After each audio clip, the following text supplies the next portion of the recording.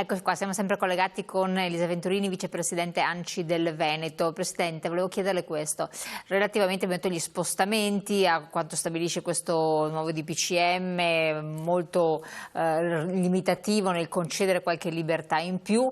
Però gli spostamenti a partire dal 4 saranno più numerosi per forza di cose, perché molte aziende apriranno e quindi le persone dovranno recarsi al lavoro. Allora resta il problema del trasporto pubblico locale. Soprattutto in certe realtà abbiamo già visto delle situazioni segnalate dove i mezzi di trasporto pubblico si erano riempiti all'inverosimile, dove non è assolutamente possibile garantire la distanza di sicurezza. E allora lì, a questo punto, che inutile che uno dica non puoi andare a camminare per strada distanziato, ma nel mezzo pubblico puoi stare appiccicato, non puoi stare in 40 metri quadri nel negozio, quindi chiuso il negozio, ma nell'autobus ci puoi stare in 20, cioè, è un po' un controsenso. Allora, quella del trasporto pubblico locale è una questione estremamente importante e delicata. Ho avuto l'opportunità di sentire anche degli interventi dei rappresentanti delle associazioni che raccolgono le principali agenzie di trasporto, le principali società di trasporto pubblico in Italia. E manifestavano proprio la preoccupazione, perché mettevano in evidenza il fatto che il trasporto pubblico locale molto probabilmente non sarà più come prima, nel senso che una parte dell'utenza comunque è disincentivata a prendere, vuoi anche per paura, il mezzo di trasporto pubblico locale, quindi l'autobus, il treno. Non solo questo, con il lavoro, con lo smart working adesso e sarà anche successivamente, molte più persone rimangono in casa al lavoro e quindi non prenderanno il mezzo. Ancora c'è un incentivo, ci sarà un incentivo anche alla mobilità morbida, quindi al fatto di poter utilizzare altri mezzi tipo la bicicletta, parlavano addirittura del monopattino, comunque dei mezzi alternativi all'autobus, al mezzo di trasporto pubblico locale. Ora, tutta questa serie di elementi inducono ad una diminuzione comunque delle persone che utilizzeranno il mezzo di trasporto, quindi è molto difficile, sostenevano appunto le società di trasporto, che magari, di ritornare ai numeri che avevamo prima dello scoppio dell'epidemia. Le persone che comunque continueranno, gli utenti che continueranno a utilizzare i mezzi di trasporto, comunque devono essere organizzati all'interno, in maniera da non avere la possibilità di contagiarsi. Ecco che in questo caso il fatto di garantire l'entrata ad esempio da una determinata porta d'accesso e l'uscita da un'altra, il fatto di non avvicinarsi all'autista, il fatto di indossare comunque le mascherine, il fatto di utilizzare dei gel igienizzanti, quindi tutte queste misure servono. Quello che preoccupa, e tra l'altro leggevo anche oggi nella stampa, è che mantenere la distanza di 1 metro tra gli utenti diventa improponibile da un punto di vista della gestione del servizio e per chi fa i controlli da una parte, e la questione anche più importante è la questione economica finanziaria, cioè pensare che il servizio di trasporto pubblico locale possa reggersi dal punto di vista economico con, al di là del contributo pubblico, con la tariffa, col biglietto di 1/3 delle persone che di solito utilizzano il trasporto pubblico locale, dicono non stanno in piedi i nostri bilanci, cioè è improponibile. In altri paesi, ad esempio la Germania, giusto per fare riferimento ad un modello che quantomeno sta funzionando, lì ad esempio non è previsto il distanziamento fisico tra le persone, ma l'uso della mascherina.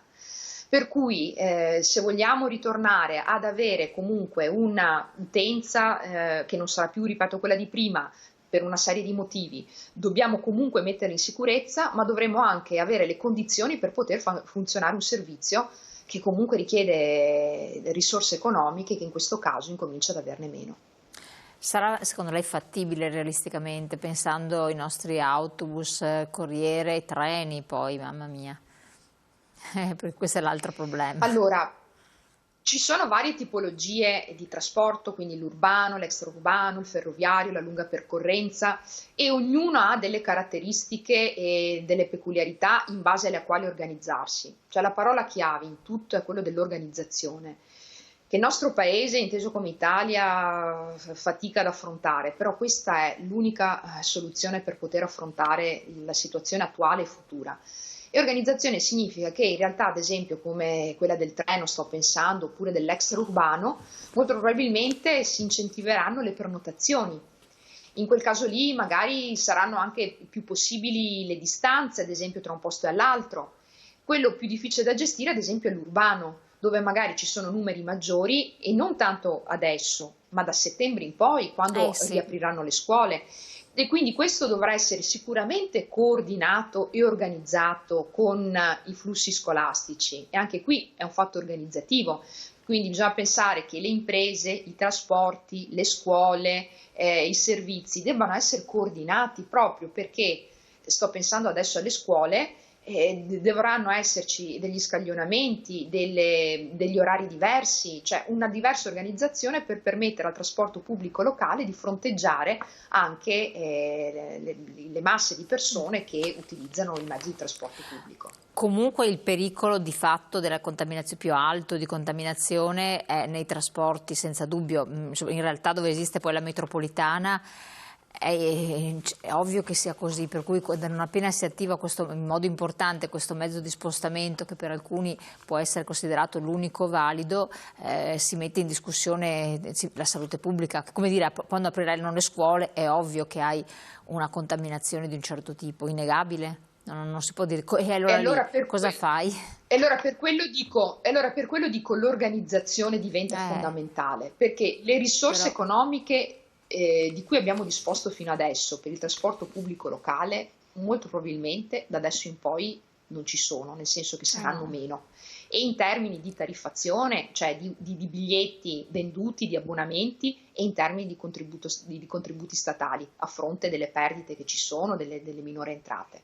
Quindi con minori risorse dovremo riuscire a garantire gli stessi servizi. In che maniera? Con un'organizzazione diversa. Allora, ritornando appunto al discorso delle scuole e dei lavoratori, dovremo spalmare nel corso di tutta la giornata, quindi non solo negli orari di punta dove c'è il rischio che ci sia l'assembramento di persone, ma quindi diluire in tutta la giornata la possibilità di ricorrere al mezzo pubblico e cercare delle forme anche alternative di trasporto, perché non abbiamo tante altre possibilità se noi vogliamo comunque garantire un minimo di mobilità sul territorio. Ecco, lei dice altre possibilità di trasporto, a questo punto entra anche nel pensiero di molti le famose piste ciclabili, che però ce ne sono, ma non sono poi così sempre tutelate, così frequenti, così collegate, soprattutto quando poi ci si reca negli ambiti di aggregazione delle aziende, nelle zone industriali, artigianali, che dir si voglia, quindi non è sempre così facile trovarle, e non sono soprattutto protette, perché se andiamo in altri paesi, in Germania per esempio, ma tante altre realtà,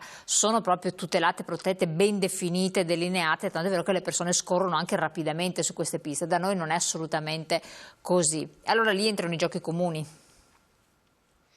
In questa fase, allora, i contributi e i finanziamenti e le risorse che provengono dall'Europa dovrebbero essere finalizzate anche a questo. Ai comuni dovrebbe essere data l'opportunità di snellire da un punto di vista burocratico e di permettere quindi l'attivazione di cantieri, perché non servono solo grandi opere nei nostri comuni, servono anche le piccole opere che possono anche permettere all'economia di stare in piedi. Allora ben venga se questo può essere utile per far ripartire l'economia, per dare delle infrastrutture che ci danno anche una viabilità alternativa.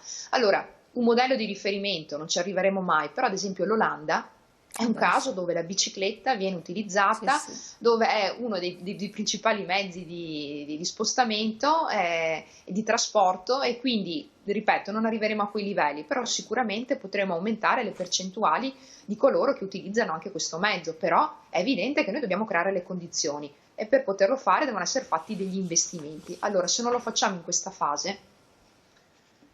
infatti, quando andiamo a farlo?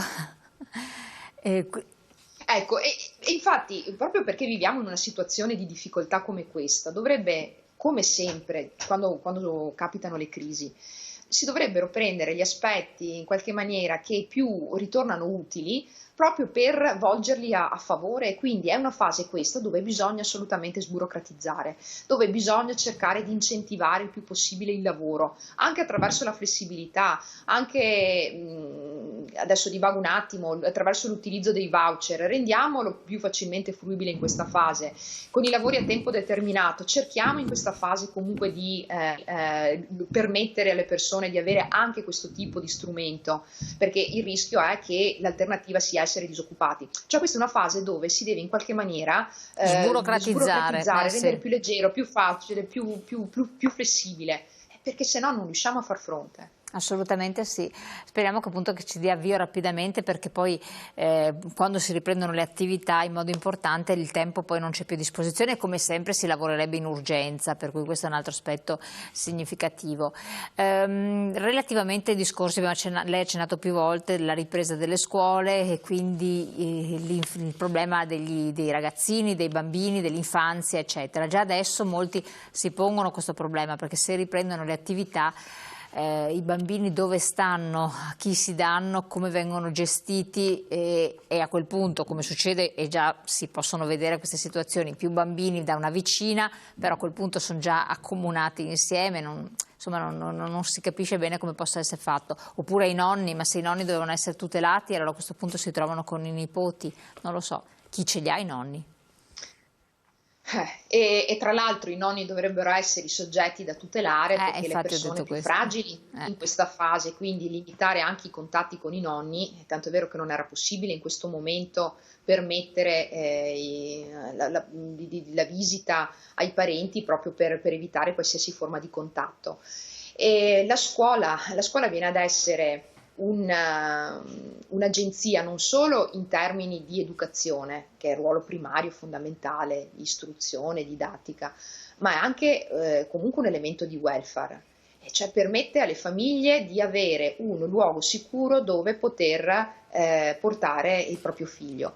In questo caso le persone che devono andare a lavorare come possono fare? E noi ci siamo posti questo problema anche come ANCI Veneto, cioè come associazione dei comuni, perché non vi nascondo che i genitori ci contattano e ci manifestano tutta la preoccupazione, non solo tra l'altro per la ripresa della scuola, ma anche per lo stato d'animo che vivono adesso i bambini, i ragazzi, perché è da mesi che vivono in uno stato di isolamento, ci sta il contatto che si può avere attraverso gli strumenti telematici tecnologici, però questo non va a sostituire il rapporto umano.